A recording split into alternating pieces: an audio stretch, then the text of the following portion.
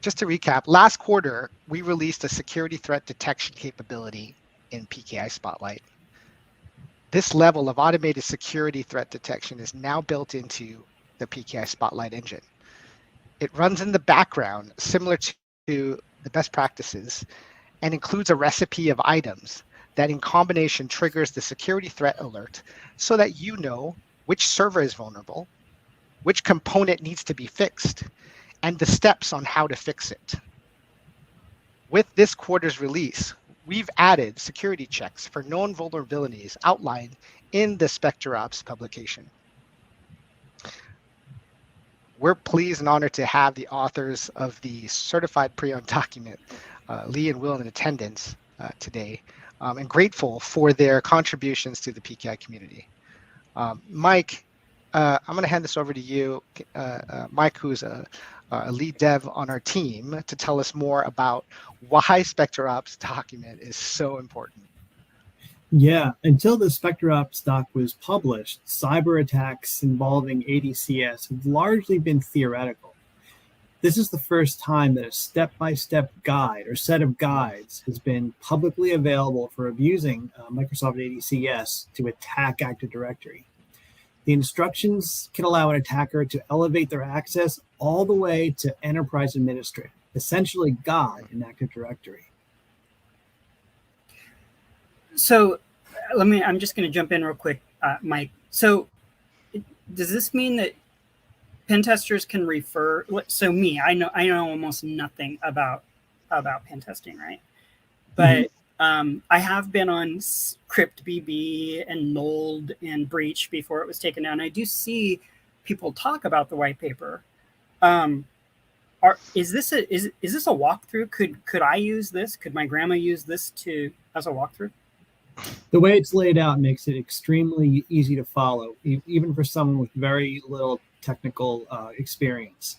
And like you said, pen testers are sort of ethical hackers, and they tend to have to be generalists. So, if they want to try and find attack surfaces in a PKI, a document like this is a go-to resource. Thank you so much. Okay, I wondered about that.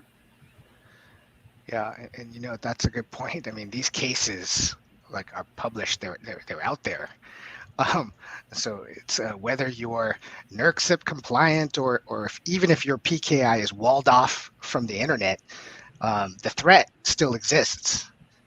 So what's the challenge? We've heard from our customers across energy, utilities, financial, healthcare, and it's consistent. They either don't know the document exists, or they know it exists, but don't have the time and the expertise to implement the mitigation measures that are recommended in the 143-page document. Well, our feature covers it, so you don't have to. By adding 5 additional threats, Mike, I know we'll get you into that a little bit. And by the way, 6 of these best practices we covered previously that were in the document. And then we've added also 2 more events that are covered with our events engine. And let me hand it over to Mike, because I think you guys want to hear less from me and more from Mike about the mechanics around this and how we built it. Right. So thanks, Nick. Our Spotlight security threat engine is constantly monitoring your PKI and uses complex correlation rules to detect known attack vectors, and it generates alerts containing detailed threat explanations and very clear remediation instructions. It's intelligent, but it's not noisy. All the alerts you see are important and actionable. So I'm sure you want to see this in action. Let me show you Spotlight in action. Okay, so here's Spotlight, and here's my CA. I have a certificate template assigned to the CA. I'm giving it a pretty descriptive name here, threat ESC1. And if I go ahead and take a look at this template, in Active Directory. The main problem with this template is that the subject name is wide open. The requester can name any subject they want. And in addition to that, there's no approval required to issue the cert, and there's no enrollment agent signatures required. So this gets issued the moment it gets requested. And to top it all off, one of the application policies is a client authentication type of EKU.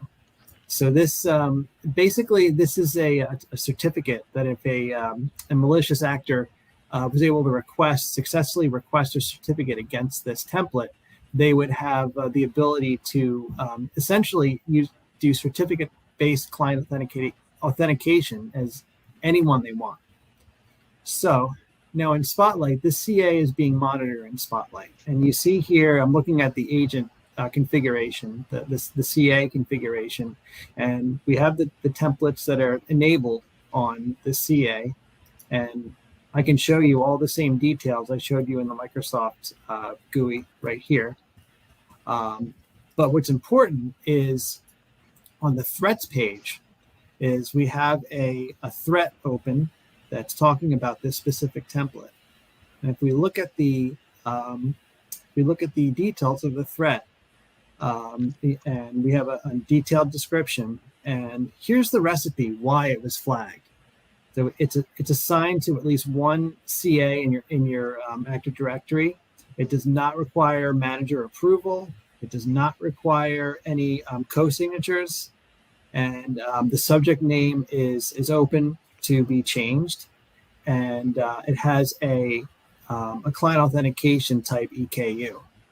So as soon as that template is assigned to the CA or has one of these configurations made to the template, this threat will be triggered within minutes. So, and let me show you a threat being generated in near real time.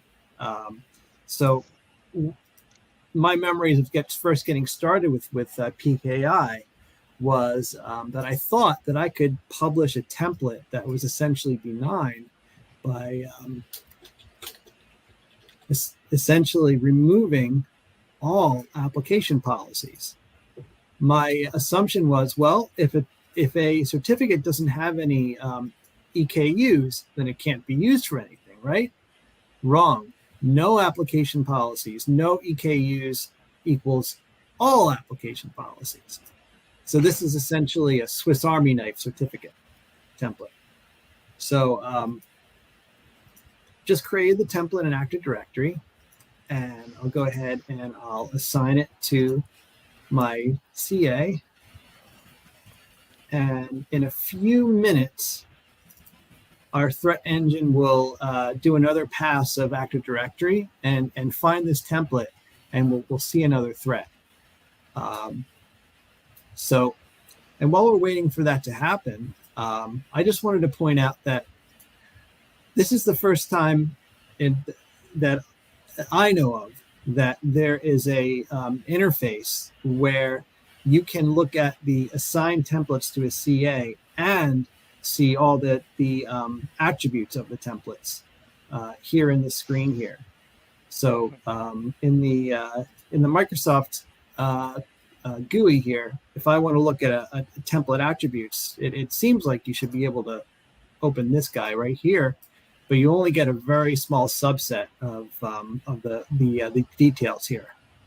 But in Spotlight, we give you every piece of information and more that's included in the Microsoft certificate template snap-in. So the threat engine will take a little time to run, and once it does, we'll see a badge icon. And while we're waiting for that to happen, I'm going to pass this back over to Josh, if that's okay.